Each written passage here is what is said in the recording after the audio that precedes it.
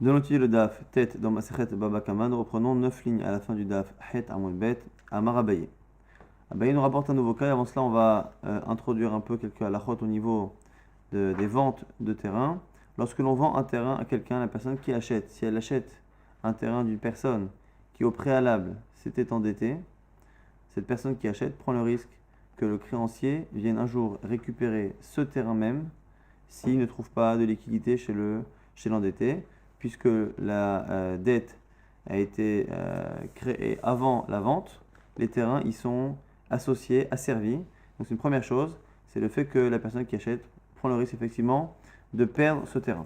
Après, est-ce que cette personne-là qui a acheté et à qui on prend le terrain, à qui le créancier vient récupérer le terrain, est-ce que cette personne-là peut se retourner vers son acheteur, son vendeur pour récupérer l'argent?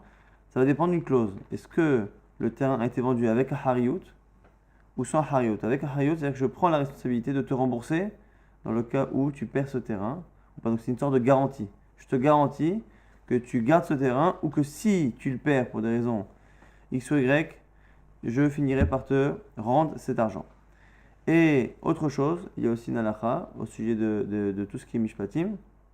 Lorsqu'on a quelqu'un qui est en tort, on ne peut venir l'amener au Beddin pour rembourser ou pour payer que si la personne qui l'amène au Beddin est la personne qui elle-même est concernée. Un tiers ne peut pas venir et lui faire un procès, lui demander de rembourser à l'autre personne tant qu'elle n'est pas baldarim, tant qu'elle n'est pas concernée par le dommage. Amaravaye, à ce sujet, Reuven, Shemachar, Sadei, Shimon, Bachayot.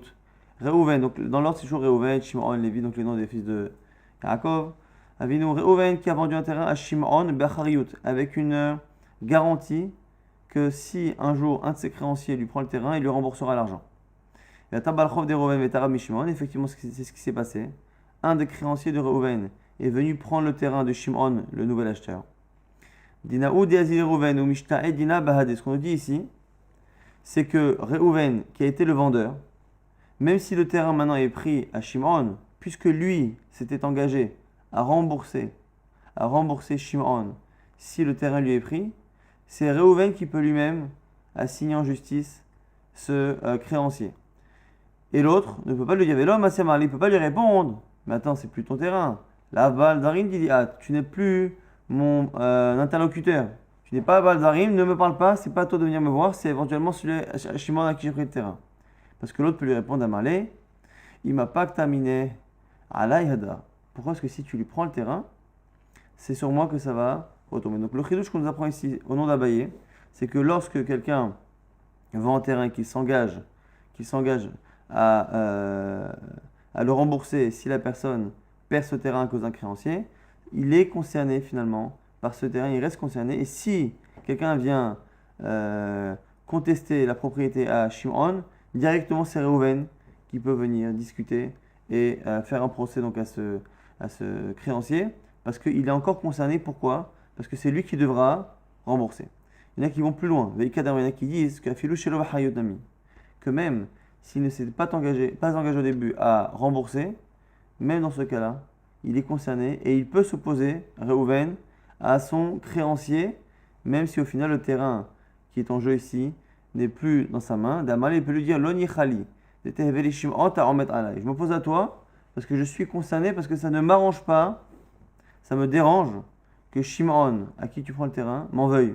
Je lui ai vendu un terrain, 6 mois après, on vient lui récupérer, il risque de m'en vouloir, donc je suis concerné. Donc on a deux possibilités, soit seulement lorsque la personne a encore un rapport financier avec ce terrain, c'est dans le cas où il a vendu avec un hayout, et sur la deuxième version, même s'il n'y a pas ce rapport financier, mais humainement, il ne veut pas avoir de problème avec Shimon. Maintenant, autre halakha,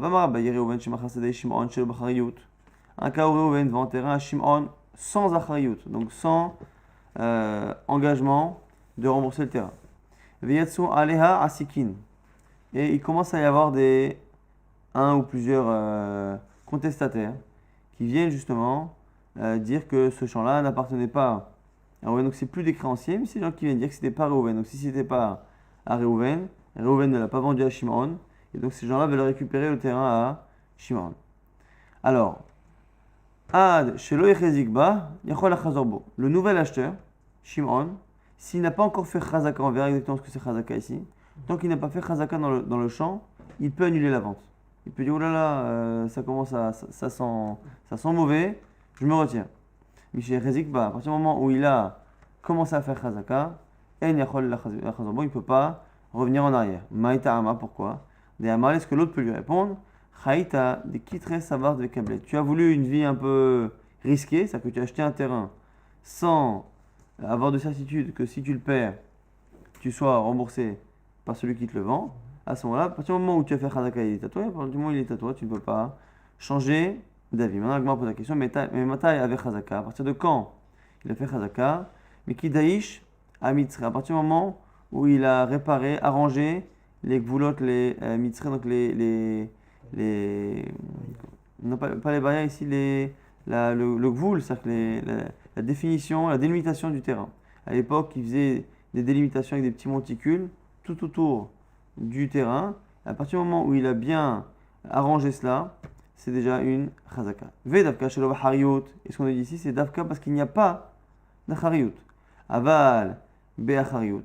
Mais dans le cas où il y a une achariyut, ça, il ne peut pas revenir sur le terrain parce qu'il a décidé de l'acheter et que si quelqu'un lui récupère, à ce moment-là, il y a achariyut. Ve'ika d'amre. Et il y en a qui disent que filo b'achariyut nami d'amarle arve tirpach v'shalem lach. Il y en a qui disent que même si c'est b'achariyut, il faut tout de même qu'il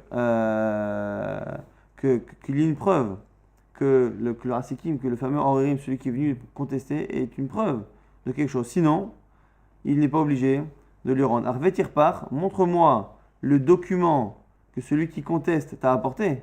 V'shalem lach, et là éventuellement, je pourrais accepter de te rendre l'argent. Mais sinon, tu n'as pas de raison de tout remettre en question, alors que finalement, tu es en train d'avoir peur de quelqu'un qui n'a pas de réelle preuve de sa contestation. Maintenant, donc on va avoir des halachot qui ne sont pas tellement liés les unes aux autres. Donc là, on a eu deux halachot d'Abaye au sujet des ventes de terrain. Maintenant, on Ravuna Amar, au Kesef, au Metav. On revient un peu à tout ce qui est Nezikin, donc lorsqu'il y a des dommages.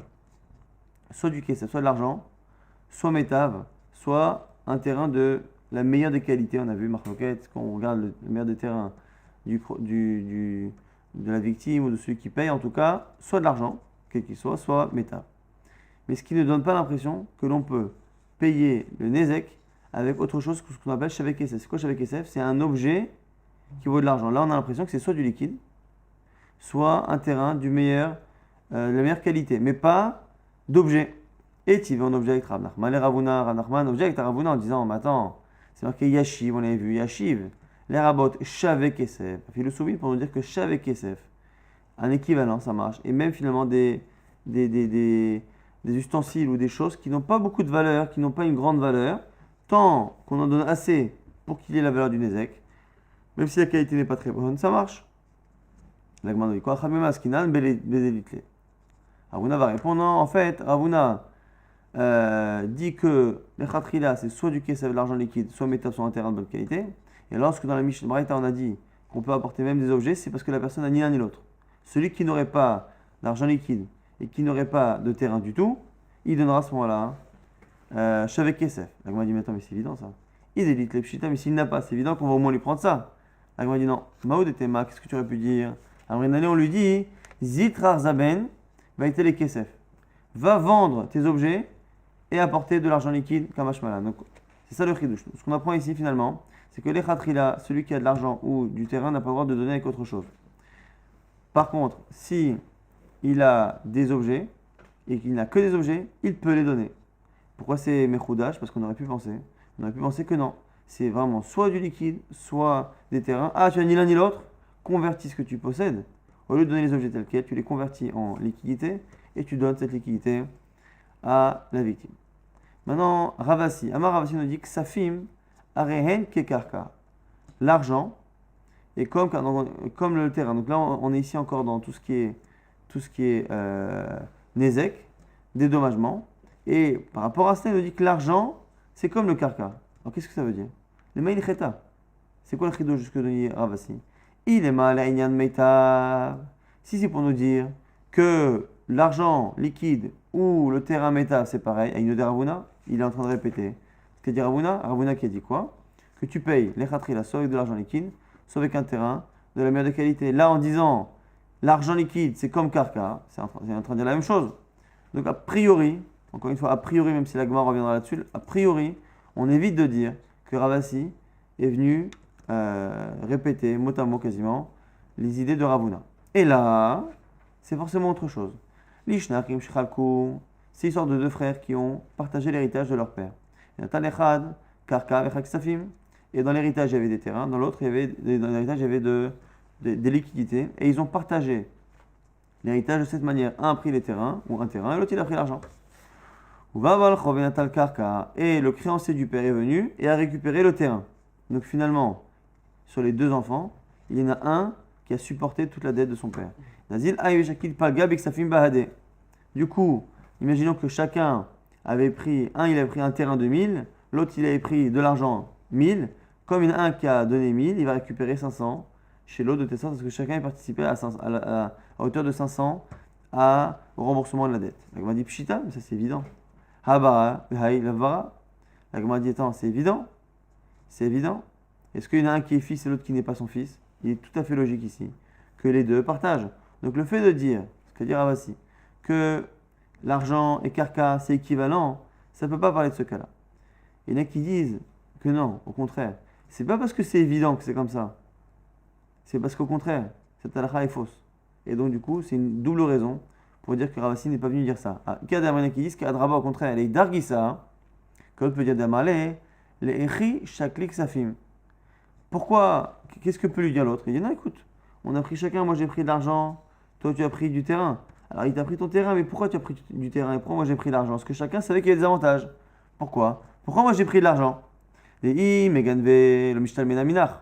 Parce que je savais avec de l'argent que si on me le vole, c'est quand même quelque chose qui peut disparaître.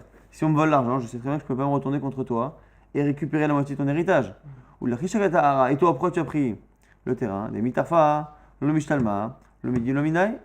Parce que, de telle sorte à ce que finalement, celui qui a le terrain, il a le terrain et si il y a un balchon qui vient, il prend pas l'autre. Donc du coup, chacun avait ses avantages. L'inconvénient de l'argent, c'est qu'on peut le voler. L'inconvénient de ton terrain, c'est que c'est toi qui es en première ligne face à un créancier.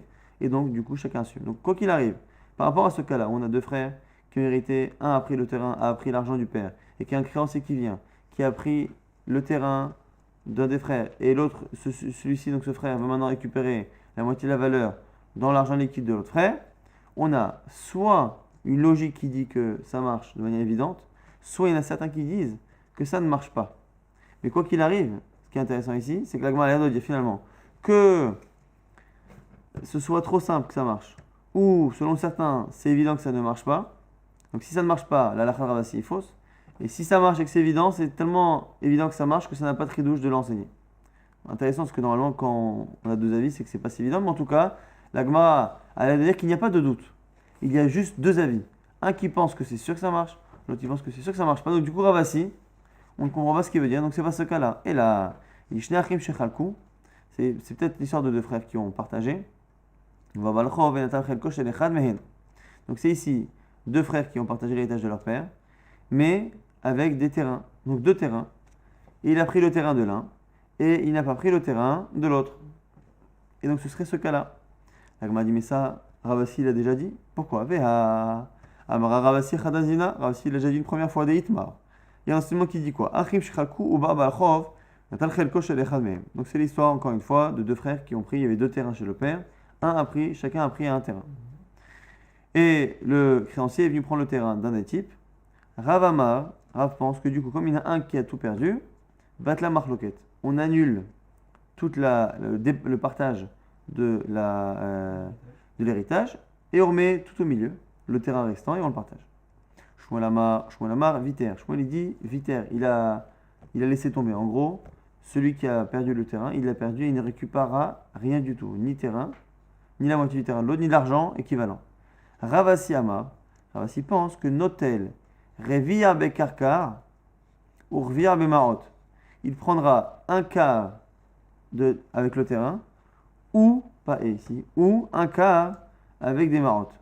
Donc ici, Ravasi a ne sait pas exactement ce qu'on va voir dans la suite tout de suite. L'agma va expliquer. Rav Amar bat la marloquette. Rav il pense qu'on annule le partage. Pourquoi? Car ça va. Arrive Shchalku qui Yorshimavu. Il dit parce que lorsque l'on partage les terrains, c'est comme si on était encore Yorshim des héritiers et donc, on est lié à la dette du père. Si finalement le père a dû payer post-mortem sa dette, finalement on refait le partage. Il manque quelque chose dans l'héritage, encore partage. Ou Shmuel Amar, Shmuel il pense, Viter, il dit qu'à savoir Achim Shechalku quel est Kuchot. Lui il pense qu'à savoir que l'héritage, c'est comme des Kuchot, c'est comme lorsque l'on achète un terrain à quelqu'un qui était endetté, on prend le risque. On prend le risque que l'on vienne récupérer le terrain, donc là il y en a un des deux qui a perdu le terrain, et c'est fini. Et c'est comme un lokéar qui n'a pas d'engagement et de certitude qu'on lui remboursera. Vers Avasi, donc elle est arrivée avec un quart, on revient à Bemarot, il dit soit il prendra un quart avec un terrain, soit un quart avec de l'argent, pourquoi? Mais Sab Kaleh, il a un doute. Ike Yorshin Damou, Ike le Kuchot Damou, il ne sait pas s'il pense comme Rav comme Shmuel que c'est des Yorshim ou les Kuchot, il quart, c'est pourquoi? Note elle est arrivée avec Arka, on revient à Bemarot, c'est pour ça qu'il prend le quart, soit avec Arka, soit avec Marot. Donc on a ici, une personne va donner l'exemple, chacun a un terrain qui vaut 1000. Chacun a un terrain qui vaut 1000, et un des deux, du coup, a perdu le terrain de manière entière, il a perdu son terrain. Et on a deux avis. Rav pense que du coup on va tout remettre au milieu et du coup on va repartager le deuxième terrain, donc il va récupérer 500. Donc il va récupérer la moitié de ce qu'il avait comme terrain et qu'il a rendu au créancier. Selon Shmuel, il récupérera rien. Donc on a Rav qui récupère la moitié, on a Shmuel qui récupère rien du tout, et entre les deux, Ravasi ne sachant pas faire comme l'un, qu'est-ce qu'il fait? Il coupe la poire en deux, et donc il dit il récupérera un tiers. Il récupérera la moitié de ce que Rav propose, et donc ce qui est entre ce que Rav propose qui est 500, la moitié, et ce que propose Shmuel qui est rien du tout. Donc du coup entre les deux, il prend le quart. Et ce quart-là, nous dit Ravasi, il le prendra soit avec du terrain, soit avec de l'argent. Donc il a le choix. Soit il récupère un quart du terrain de son frère, soit il récupère cette valeur en argent liquide que son frère lui rembourse. Mais intéressant en tout cas qu'on voit ici, que Ravasi aurait dit encore une fois, que ce quart-là, il le prendra en argent liquide ou en terrain. Est-ce que c'est là-dessus justement que Ravasi a dit cela? Non, parce qu'a priori il l'a déjà dit une première fois. Puisque dans cette histoire-là, Rav, Shmuel, Ravasi sont prononcés, et que là-bas il a dit clairement qu'il prendra un quart, et qu'il a dit qu'il prendra un quart soit d'argent liquide, soit de terrain, le fait de redire chez nous ici, Amar Ravasi, Ksafim, Kesef, rien que Karka, c'est comme du Karka, ben, c'est une répétition, pas besoin de le dire, puisque dans la lacha là-bas, il a tout dit, il a dit que c'était un quart à la valeur, et il a dit soit liquide, soit terrain. Et là, Maïa Karka. Donc on revient. Quelle est cette halakha de Ravasi qui nous dit que l'argent liquide c'est comme le karka? Forcément, c'est les liens de métal. On revient et on dit non, c'est par rapport à Nezikin. Et c'est-à-dire que dans Nezikin, soit tu payes avec un terrain le meilleur, soit avec du caisse de l'argent. Ah, on avait dit, mais Iachi, si c'est ça. Aïno de Ravuna. Ça revient à ce qu'a dit Ravuna. Ravuna, il avait dit quoi? Ravuna avait dit donc dans la Sugia précédente que finalement, Kesef, ou Metav, soit tu payes Kesef, soit Metav. Là, c'est pareil, il dit Kesafim, rien que Karka, c'est pareil. Et quoi, Ravasi viendrait répéter ce que dit Ravuna, l'Agma dit oui, on n'a pas le choix.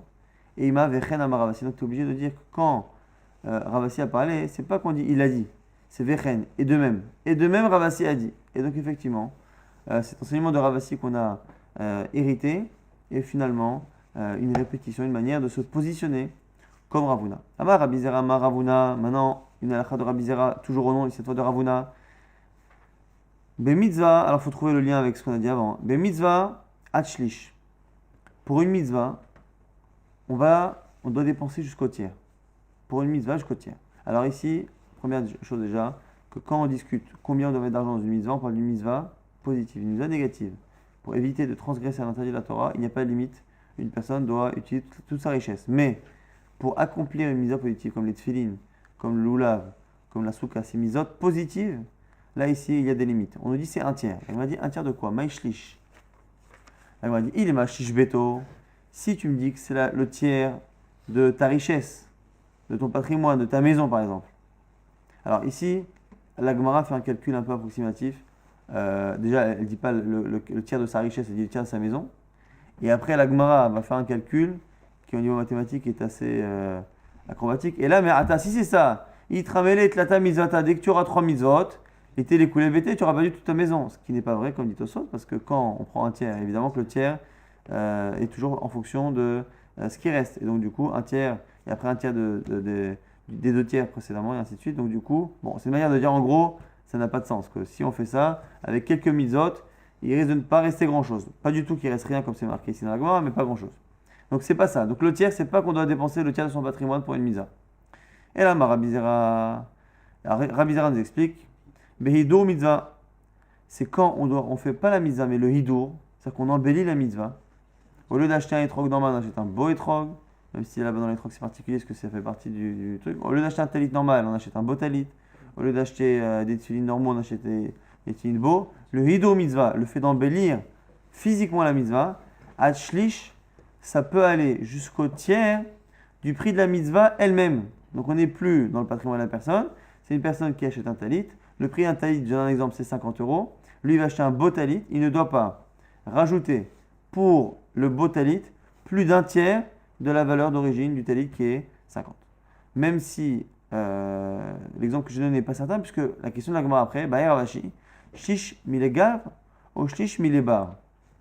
Est-ce que le tiers, c'est un tiers de l'intérieur ou un tiers de l'extérieur? Alors nous, en mathématiques, on n'a pas l'habitude de raisonner comme ça, mais dans la Gemara, on a deux manières de calculer le tiers. Est-ce que c'est le tiers de la valeur de départ ou le tiers de la valeur d'arrivée? Donc, si on a un talit qui vaut 60 euros, soit on dit qu'on prend le tiers de ce 60, donc ça fait 20, et on le rajoute, et donc on n'aurait pas en tout cas d'obligation d'acheter un talit beau à plus de 80 euros, puisque c'est le rajout de 20 euros, soit c'est un tiers, mais un tiers du résultat final, c'est-à-dire rajouter quelque chose qui à la fin fera que ça a été un tiers de plus. Donc ce serait 30 par exemple.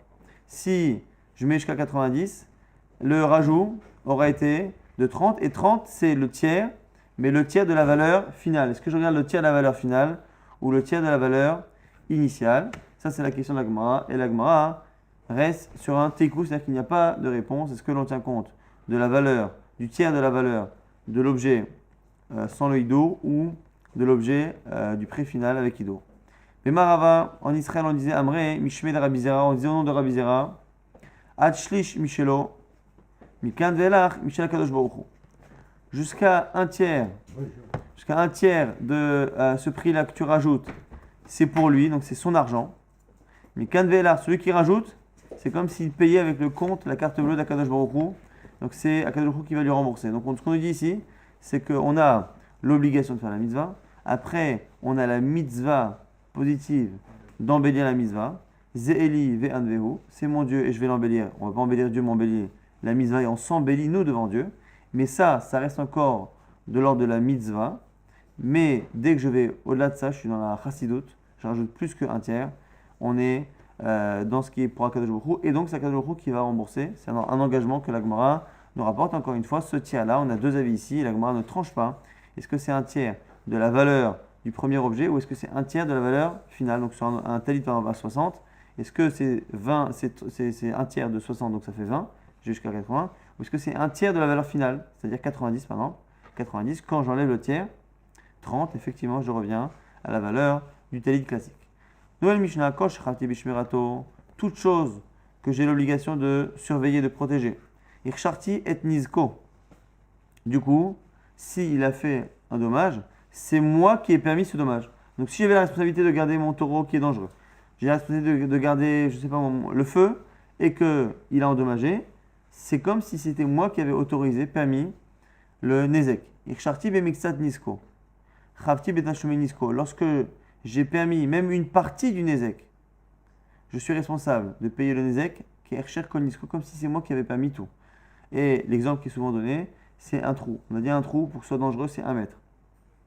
Mais quelqu'un qui aurait un trou qui fait 80 cm, qui a déjà été fait, pas par lui, il vient et il complète les 10 ou les 20 cm restants. Est-ce qu'il est chayav? Oui. Pourquoi? Parce que c'est lui qui a fait passer ce trou-là d'un statut de quelque chose qui n'est pas dangereux à quelque chose qui le devient. Même s'il a créé ce trou Bemixat en partie, il est responsable de manière totale. Là maintenant on va nous expliquer quels sont les biens qui, lorsqu'ils sont abîmés, sont justement sujets à dédommagement.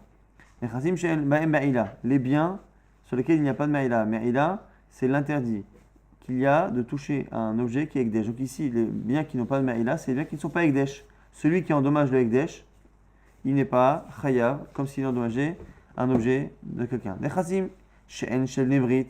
Et il faut aussi que ce soit des objets qui appartiennent à des gens qui sont dans le pacte. Le pacte de quoi? Le pacte de la Mila et le pacte du judaïsme, donc des juifs. Nechassim, il faut aussi que les objets soient des objets privés, qui appartiennent à des personnes privées, non pas des personnes publiques. Le Chol Makom, et dans tout endroit, Chutz, sauf Mirshut Amiyuchedet Lemazik, sauf dans le domaine privé de celui qui crée le dommage. Donc celui qui est venu chez moi avec son objet et son objet a été abîmé alors qu'il est chez moi, je ne suis pas chayav.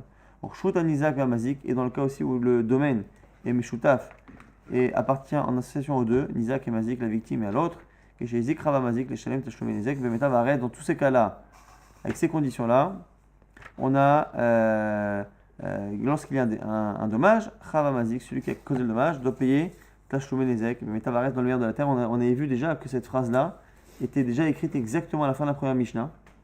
Et la Gemara s'était demandé pourquoi. C'est finalement c'était pour ajouter un autre cas.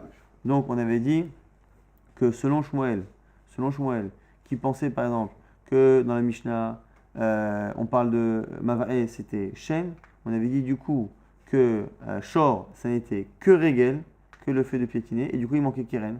Où était Keren? Keren, il est ici. Il est là. Après, il était pas dans la première Mishnah, on avait dit. Pourquoi il n'est pas dans la première Mishnah? Parce que la première Mishnah ne parle que des dommages qui nécessitent un dédommagement égal entre la première fois et la 10e fois. Alors que là, ici, on a Keren. Keren, on l'a mis à part parce que la corne, lorsque le taureau en corne, les 3 premières fois, on ne paye que la moitié. Et après, on paye la totalité du dommage. En tout cas, ça c'est pour justifier la fin de cette Mishnah. Et en tout cas, ce qu'on a dit ici, c'est que pour que la personne soit obligée de rembourser, il faut que le bien ne soit pas Ekdesh, il faut que le bien appartienne à un juif, et à un juif qui est une personne privée. Et au niveau des endroits, il faut que ce soit un endroit qui soit public, mais en tout cas pas un endroit qui soit typiquement au mazik, à celui qui a causé le dommage. Tanora Banan, une braïta maintenant. Kosh Echafti Bishmerato, Ircharti et Nisko. Toute chose que j'ai l'obligation de surveiller et qui a endommagé, je suis chayav. J'ai permis le nezek, le dommage. Ketsad, exemple. Shor ou bor, Shem Sara Necheresh. L'exemple c'est quoi? C'est un taureau ou un puits que j'ai laissé dans les mains d'un cheresh shoté vekatan, quelqu'un qui n'a pas de darat, qui n'a pas d'esprit assez clairvoyant pour réfléchir. Donc, cheresh c'est le sourd-muet, shoté c'est un fou, katan c'est un enfant, qui n'ont pas de possibilité réellement de surveiller. Donc, j'ai laissé la surveillance de quelque chose de dangereux dans les mains de quelqu'un qui n'a pas la capacité intellectuelle à le faire. Veiziku. Et donc, le taureau ou le puits a fait du mal. Chayav le shalem, je suis chayav de payer parce que j'aurais dû surveiller moi. Ma she'enken be'esh, ce qui n'est pas le cas du feu. Et là ici, la Gemara va chercher de comprendre pourquoi on fait une différence entre le feu et de l'autre côté le taureau et le bord. Mais de quel cas parle-t-on? Il est ma beshor kashour bord mechoussé. Si on parle d'un cas, en fait, il y a deux manières d'imaginer. Soit j'ai laissé vraiment le taureau et le puits de manière inconsciente à quelqu'un qui est rejeté katan sans que l'objet soit protégé du tout. À ce moment-là, c'est une chose. Ou sinon, je l'ai attaché. Là, imaginons qu'il ait donné le taureau, mais attaché. Il a attaché le taureau, il a dit au rejeté katan, surveille-le. Et le puits, mechoussé, recouvert. Et kavata gabesh, l'équivalent chez le feu, ce serait de laisser à quelqu'un non pas une flamme, une torche, mais gachelet, des braises. Parce qu'entre les braises et un incendie, il y a tout de même une étape. Il faut d'abord faire de ces braises-là une flamme, et les flammes, après, les faire enflammer quelque chose. Maïshna achar, maïshna achar. Alors si c'est ça, je ne vois pas la différence. Je ne vois pas pourquoi je serais chayav dans le cas du taureau et du puits qui sont fermés et attachés, et je ne serais pas chayav dans le cas du feu. Et là, beshor mutar ou vormegoulé. Donc c'est forcément un cas où j'ai laissé mon taureau qui était donc pas attaché et mon puits qui était ouvert. Et kavata gabesh, donc l'équivalent gabesh, c'est shalhevet, c'est la flamme. Et du coup, ma shenken be'esh, des patours. Donc du coup, ça voudrait dire quoi? Que je serais chayav dans le cas où j'ai laissé ce taureau et ce puits non attachés et non fermés. Mais par contre, si j'ai laissé la flamme un cheresh de katan, je ne serai pas chayav. Elle m'a dit, mais c'est pas possible. Ah, pourtant, Rachakish, il a dit, Mishwe de Cheskia, au nom de Cheskia. Lo shanu, et là, chez Massar lo gachelet. Veliba, Ava shalhevet chayav. C'est clairement Cheskia qui dit, cité par Rachakish, qu'on est dispensé lorsqu'on a laissé dans les mains d'Achayesh que lorsqu'on lui a laissé une braise et que lui-même, de cette braise, il a fait une flamme, Veliba. Mais si je lui ai laissé une flamme, je suis chayav. Pourquoi Maïta'ama? Parce que quand je laisse une flamme à quelqu'un qui ne peut pas surveiller, le Ezek, le Nezek, il est barour, il est clair. Donc ici, on n'arrive pas à comprendre dans quel cas on ferait une différence entre le fait d'avoir laissé dans les mains d'un inconscient, donc un taureau et un puits, et de l'autre côté, le feu. Dans le taureau et le puits, on dit que je suis chayav. Dans le cas du feu, je ne suis pas chayav. Et on a dit qu'on ne comprend pas la différence, quel que soit le cas. Est-ce qu'on parle de cas où ces objets dangereux étaient plus ou moins verrouillés, le taureau par la corde, le puits par le couvercle et le feu parce que c'était des braises. Et même si on dit que non, c'était pas attaché, c'était pas découvert et c'était des vraies flammes, quoi qu'il arrive, dans les deux cas, soit on n'est pas tout le temps, soit on est chayav tout le temps, on ne comprend pas la distinction. Là, on dit les olam, beshor kashour, ou vormechous. Et non, on revient, on dit que finalement c'est le taureau qui est attaché et le bord qui est mechous. Des kavata, les gabéesh, gachelet. Et l'équivalent effectivement dans le feu, c'est gachelet. C'est gachelet, donc c'est des braises. Vedeka, Martha, est-ce que tu as proposé, est-ce que tu as objecté? Ou maïshnacha. Pourquoi finalement c'est chaya dans un cas et pas dans l'autre? Pourquoi? Parce que shor darke et natouke. Parce que un taureau a l'habitude de casser ou de ronger la corde qui l'attache. Bord darke et natouré. Un puits, c'est fait en général pour être utilisé, donc on enlève la pierre, on ne la remet pas. Gachelet, mais par contre la braise, kama des chavik là, mais amia ve azla. Que au contraire, donc ce qu'on est en train de dire ici, c'est finalement le taureau, même lorsqu'il est attaché, bon, il est plus protégé que lorsqu'il est libre évidemment, mais tout de même, si on laisse le taureau tout seul, sans surveillance, il va ronger sa corde et se libérer et faire du mal.